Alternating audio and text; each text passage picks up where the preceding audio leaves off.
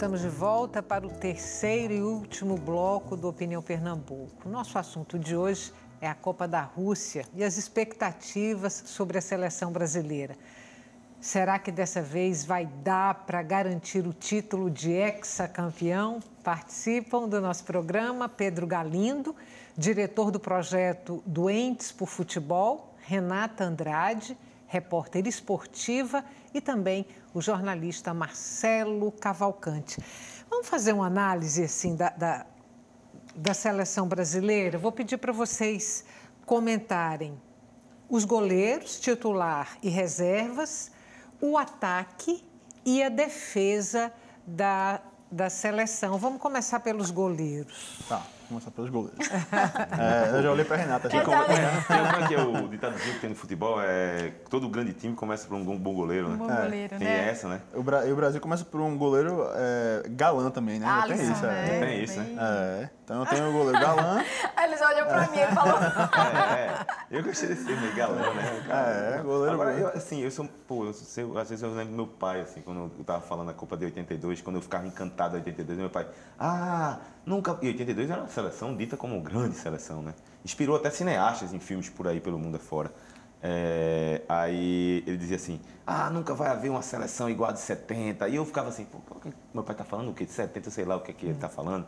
E era uma grande seleção. A gente tá vivendo um grande jogador, grande talento. Eu sempre falo assim, mas a gente nunca vai ter uma seleção como a de 2002. Ou seja, sempre essa comparação do tempo, né? E assim, eu pego no pé do goleiro porque assim, eu não vejo... Mas a seleção de 70 é lendária. Lendária, maravilhosa, né? Maravilhosa. Genial. Eu tava até falando sobre o último gol da Copa do Mundo de 70, aquele que Pelé dá para Carlos Alberto fazer um golaço, uma obra-prima. Mas respondendo a tua pergunta, eu acho que, por exemplo, o titular, a gente tá bem... Ele tá mostrando um bom serviço. Eu não posso... Fica difícil eu criticar o Alisson diante dessa partida que ele vem fazendo. Até agora ele não deu razão, né? Só uma parte naquela com o Dunga lá que ele levou um piruzão lá naquele jogo. Eu nem lembro quanto é que foi. Tava até esquecido já. Agora, só que... Cara, deixa eu ver se eu monto uma forma aqui de tentar vocês me entenderem. Eu não vejo o Alisson preparado ainda para uma Copa do Mundo. Eu já falei isso aqui, assim. A Copa do Mundo é diferente. Mas quem seria? Pois é, aí agora hoje tem que ser ele. Então tem que ser ele. Porque ele vem sendo trabalhado com o Tite. Né? Com certeza. Por exemplo, o terceiro goleiro da seleção brasileira é Cássio. Eu não gosto de Cássio. Vou ser bem sincero, eu não gosto. Quem é o segundo? Ederson. É o do Manchester City. Eu achei ele melhor do que Cássio. Eu também preferia... na verdade, ele seria meu titular, se fosse para escolher Pois é. Só que como é que você vai tirar o Alisson depois de tanta sequência? Uma coisa o Tite não foi nessa escalação. Incoerente. Exatamente. Ele foi com certeza. Você discorda de um, discorda de outro, não concorda, mas ele foi coerente. Eu acho que isso é bem chave, o que o Marcelo falou. Assim, a gente, inclusive, eu até escrevi sobre isso essa semana lá no Open 9, e assim, a gente está acostumado aqui no Brasil, toda Copa tem uma controvérsia, né? Se for atrás, em 2010, Dunga levou grafite e todo mundo meteu pau. Aí, na outra Copa, sei lá, 98, era para levar Romário e não levou, aí foi aquela confusão. Essa Copa não. Tite, ele conseguiu conduzir o trabalho de uma forma... a equipe dele assistiu a mais de 100 jogos em loco, né? Ele deslocou os auxiliares para a China, para a Europa, para assistir jogos no Brasil. E isso resultou em uma convocação que, assim, quase não gerou questionamento. Então, eu acho que o Brasil foi feito realmente com muita coerência essa lista. E até de uma forma inédita, eu diria. Pelo menos desde que eu me lembre, assim, em Copas do Mundo, eu não lembro nada assim. Eu acho que teve alguns pontos discordantes, assim. Mas é aquela coisa, ela não interfere num trabalho geral, assim, e na perspectiva que eu entendo um bom resultado. Eu também teria minhas críticas, por exemplo, Fagner na lateral direita. Tyson. Alguns nomes assim, Tyson, a gente não teve explicação para Tyson, né? Mas se Tite está fazendo esse trabalho que está fazendo, né? Quem somos nós, né? Para mim, só me resta confiar no trabalho do professor. Tem que dar confiança para ele, né? Só fazendo um parêntese, você sabe quem foi o goleiro da Copa de 70? Foi Félix. Félix, aí teve o reserva era Leão, né? Leão era o terceiro reserva, estava com 18 ou 17 anos. Depois ele veio ser titular em 74, depois veio ser capitão em 78. Era um baita goleiro. Eu acho que foi o último grande goleiro de seleção brasileira que eu vi jogando. Eu peguei Leão ainda na seleção brasileira. E eu falando de goleiro, assim, todos os goleiros daquela época, o Carlos, o Leão, o próprio Tafarel, são jogadores são goleiros que vêm de uma história, assim, da base, vem crescendo na seleção, vem se identificando, pegando aquela raiz ali de seleção, pegando cancha. Os últimos goleiros, eles não têm isso, assim. É o cara que se destaca na Chechênia Aí tá lá, pega ele lá, que é um goleiro que eu confio. Você fala, esse cara trouxe esse goleiro de onde? Não verdade. Assim, não é o caso de Alisson, que Alisson jogou no Internacional, mas foi muito pouco tempo o Alisson para pegar uma cancha de seleção. Então, Deus queira que dê tudo certo. Vamos para a defesa? Vamos lá. A defesa do Brasil, eu acho que o Brasil está muito bem servido também. O Brasil não pode se queixar. O Brasil tem Thiago Silva, que retomou a vaga agora, que há muitos anos vem sendo considerado como um dos melhores zagueiros do mundo. Tem Marquinhos, que é um zagueiro rápido, novo, versátil. Miranda, que tem até vestido a braçadeira em algumas partidas, também é um zagueiro frio, né? muito frio, muito seguro. Gosto muito também. Também gosto. E assim, Marcelo, acho que já tem um jogador extra classe, um jogador realmente que talvez seja um dos maiores laterais esquerdos que eu vi jogar. Talvez seja um dos principais. Assim. Não então, chega assim, a ser um Roberto Carlos. Eu costumo brincar a dúvida é essa. Eu mas costumo brincar, coloquei até no Twitter, graças a Deus, Marcelo é brasileiro, porque joga muito. Joga porque fácil, Marcelo né? tá jogando. Ele joga. Marcelo tem essas características. Todos eles assim, que eu conheço, os Marcelos, eles sempre despontam no futebol. E aí, qual é o peso da defesa num jogo de estreia, por exemplo, um jogo nervoso, Brasil e Suíça? Olha, a gente falou aqui que o goleiro é realmente o início de tudo, porque se ele falhar, não tem para onde, né? É bola na rede.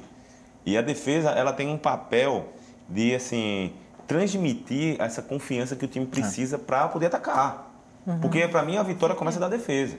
Para você vencer o adversário, você precisa saber aniquilar ele. Porque do outro lado também tem 11 que querem jogar. Você imaginou, que a gente até falou isso aqui no intervalo da Copa de 82, que foi uma seleção formidável, tecnicamente falando, mas ela não teve... Foi de Telê, não foi? Mas ela foi para jogar. Ela foi para jogar e não se preocupou com defesa. Se você vê alguns melhores momentos dos jogos, você vê Falcão, que era o volante, no ataque, na lateral direita, Cerezo, Júnior tancava, não tinha ninguém com preocupação defensiva. Tanto é que em 82, Telê foi novamente num dos raros momentos em que o futebol brasileiro repetiu o treinador. Acho que foi a única vez que aconteceu isso, ou 2 vezes. Zagallo fez também. Zagallo também. Zagallo também. Mas Zagallo não foi consecutivo. 70 e 74, ele foi para as duas. Foi, 70 e 74. 70 e 74. E depois foi como auxiliar de Parreira, né? Aí, assim, e assim, tanto é que em 86, ele botou 2 volantes, 2 batedores, assim, foi Elzo e Alemão. Eles ficaram ali na frente, deixando o time mais solto para ofensivamente. Mas, assim, naquela Copa de 82, eles não tinham essa preocupação defensiva e o Brasil acabou sendo eliminado. A gente começou a aprender depois daquela derrota. E aí a gente começou a dar importância à questão da marcação, da defesa, de você ter a posse de bola. Mas não só a defesa, né? O ataque também marcar. Acho que é um sistema defensivo que é forte. Aí você, a partir do momento que você tem posse de bola, aí você ganha. Aí, lembrando de Ivanildo Oliveira, recentemente, como técnico do Náutico, eu achei engraçado. O Náutico foi jogar contra o Avaí, fora... Aí ele fez assim, olha, a gente vai jogar contra o Avaí fora de casa, a preocupação de roubar a posse de bola. Porque se a gente tiver a bola, eu quero ver o Avaí jogar, vai ter 2 bolas dentro de campo, vai ter 2 bolas dentro de campo. Então você tem que se preocupar com isso. Né? Eu acho assim, como eu falei antes, a preocupação dessa estreia, Marcelo falou um ponto importante, que é essa questão da preparação mental, né? Estreia é sempre delicado, mas a questão da bola aérea da Suíça, eu acho que vai ser uma responsabilidade bem grande da defesa, porque o ataque do Brasil, o atacante mais alto é Roberto Firmino, que ele tem pouco mais de 1,80. E o meio campo do Brasil também é de jogadores baixos. Então, a defesa do Brasil realmente é, digamos que é a reserva de estatura do Brasil. Então, tem Miranda, tem Thiago Silva, que são jogadores altos.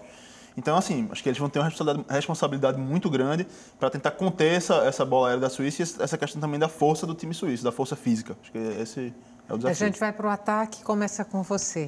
O ataque, tem que falar do ataque, né?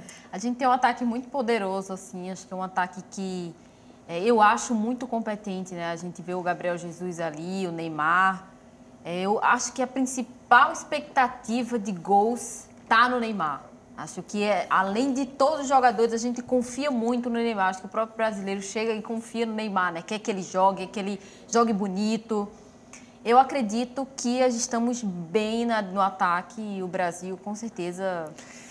E aí é de se imaginar como ele está como uma espécie de estrela da seleção brasileira, né? Um jogador que se sobressai, que se coloca muita expectativa em relação ao desempenho dele. É de se imaginar que será um jogador muito marcado. Com certeza, como sempre, né? Ele é criativo para conseguir... Muito. É onde está o craque, né? São 2 coisas, além de responder a tua pergunta, Estela. A gente estava falando aqui do lado emocional daqui da seleção brasileira, que é uma coisa que a gente tem que se preocupar, mas a gente confia no trabalho do Tite que foi feito. Mas a gente também tem que se colocar do lado da Suíça, né? Imagina, na estreia pegar logo o Neymar, não deve ficar os zagueiros lá. Se a gente está preocupado, imagina ele. Imagina ele. Então, assim, o que eu me admiro mais, assim, se tem um ponto assim, que eu admiro do Neymar, ele ser um cara destemido, assim. Ele não tem medo dessa coisa de você estar dizendo assim, de bater, que vão bater. Mas não tem medo, não. Ele vai em frente. Ele é um cara muito confiante nesse aspecto. Ele sabe da qualidade que tem e vai pra cima. Então, assim, e ele é um cara que não tá quieto. Ele tá se mexendo muito. Pra marcar ele não é fácil. E o que é o grande lance de um atacante que tem essa marcação é ele antever a jogada. E aí é treino, né? É treino. Ele saber que daqui a... Pedro vai mandar a bola pra ele lá na frente e ele se deslocar. O adversário não sabe disso. Tem que estudar muito o Neymar. Só que ele tem uma variante muito grande aqui, ó. De ideias, de jogadas.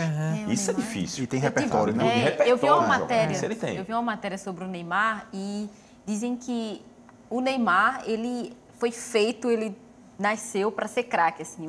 O corpo dele fisicamente ele é perfeito para ser um craque de futebol. Até o cérebro dele ele consegue antever jogadas assim como nenhum outro jogador. Por isso que ele é o terceiro jogador melhor do mundo. Então, quando ele constrói a jogada, ele já pensou em como fazer o gol. Ele já preveu tudo. Então, é isso que transforma ele em craque. A inteligência que ele tem em sair justamente desses obstáculos em campo. E ele antevê a jogada, mas ele pode tocar, ele tem qualidade para dar um passe muito bom, tem qualidade para driblar, pode finalizar. Enfim, ele tem um repertório que... A gente está no finalzinho do programa. Aí, primeira pergunta. Dá para levar o Hexa? Dá, com a seleção de certeza. Tite? Que dá. Eu pensei que você ia Vamos perguntar Hexa. se vai levar. Né? Ia ser mais difícil, mas que dá. Dá para levar. Dá para levar e eu vou torcer muito. Aí eu vou pedir para vocês, antes da gente terminar, um palpite para o placar agora de domingo, Brasil e Suíça. 7 a 1. Tô brincando. 7 a 1, eu tô brincando. Só para dar uma... Esse 7 a 1 não sai Não das sai da nossas cabeça. 7 a 1 vidas. pro Brasil, hein, cara? 7 a 1 pro Brasil. Antes Pro que pense que Brasil, é 7 a... Não, eu vou 2 a 0. Ó, vou 2 a 0 também. Eu ia falar, Marcelo roubou meu palpite, mas eu vou no mesmo. 2 a 0. 2 a 1. 2 a 1. Para o Brasil, eu estou imaginando. Brasil. Qual pode ser, assim, a nossa principal dificuldade? Quando eu não tiver mais tempo, vocês me avisem. Qual pode ser a nossa principal dificuldade aí nessa Copa? Uma trovoada, alguma coisa que pode... Perder um início de competição é complicado. Perder um jogo Por desse exemplo, com a Eu Suíça. acho que perder um pra grande Suíça. jogador também. Um exemplo, a gente perde o Neymar. Ou a gente perde o Marcelo ou o Alisson. Eu acho que desestabiliza um pouco. E outra coisa, você pegar uma Alemanha com esse conjunto nas oitavas de finais, cara, isso vai mexer muito. Porque o que vai pipocar de matéria do 7 a 1 vai ter que se trazer uma blindagem enorme. Sabe? Essas coisas... Porque assim, eu costumo dizer que Copa do Mundo ela não é mata-mata. É mata. Você só enfrenta a Suíça uma vez, a não ser que ela se classifique lá na frente e você pegue. Mas assim, já é um jogo que só vale... É um jogo só, não tem jogo de ida e jogo de volta. É um jogo só. Não tem essa questão de, perdi de 1 a 0 aqui, tenho que ganhar de 2 a 0 lá, que a gente se classifica. Não tem isso. E o Brasil, Tá como difícil. foi arrasador até agora, desde que Tite assumiu a seleção, o Brasil tem sido arrasador. O Brasil quase não perdeu, né? O Brasil tem uma derrota só, em um amistoso. O Brasil quase não enfrentou a desvantagem no placar, então me preocupa Como um é que pouco. lida com isso, Se né? o Brasil lidar chegar com nas isso. oitavas, digamos que seja contra a Alemanha, levar um gol Como é que de vai ser cara, isso? como é que vai reagir? Isso me preocupa um pouco, mas eu acredito bem. Quem estava no 7 a 1 que está nessa seleção? Ixi, tem muito Thiago. Fernandinho, Thiago, né? Thiago Silva, Thiago Silva. Marcelo. Marcelo tava. Neymar não estava, Neymar não estava tava. machucado. Neymar tava Thiago Silva estava suspenso também. Verdade. Tinha, para cabeça, assim, puxar não, agora mas de cabeça, tem um- o William jogou também. Tem pouca gente, são poucos remanescentes de Poucos 7 a 1. jogadores, Isso é outro problema. O Brasil tem uma seleção que, como se renovou muito, tem jogadores que não têm essa vivência de Copa do Mundo e nem muito menos do 7 a 1, né? Que aquilo ali acho que deu criou uma casca no pessoal, né? Quem estava dentro do gramado são mais ou menos isso aí. Agora, quem estava no 7 a 1 estavam todos nós, né? Boa Todo mundo noite. participou. Boa noite. Muito Stella. obrigada Boa mais noite, uma obrigada. Eu vez agradeço, Stella. por terem aceito o convite do Opinião Pernambuco. Bom jogo domingo. Sim. Com certeza. Né? Tomara que a gente tenha muitos motivos para comemorar. Que venha o Hexa. Que venha o Hexa. Para você que está em casa, muito obrigada pela companhia até agora. O Opinião Pernambuco, ele volta amanhã. Mas antes de me despedir, eu quero lembrar para vocês que hoje estreia aqui na TVU o Zona Multicor, um novo programa da emissora que fala do universo LGBTI+, em Pernambuco. O programa vai ao ar toda quarta-feira, depois do Opinião. Vale a pena conferir. Boa noite.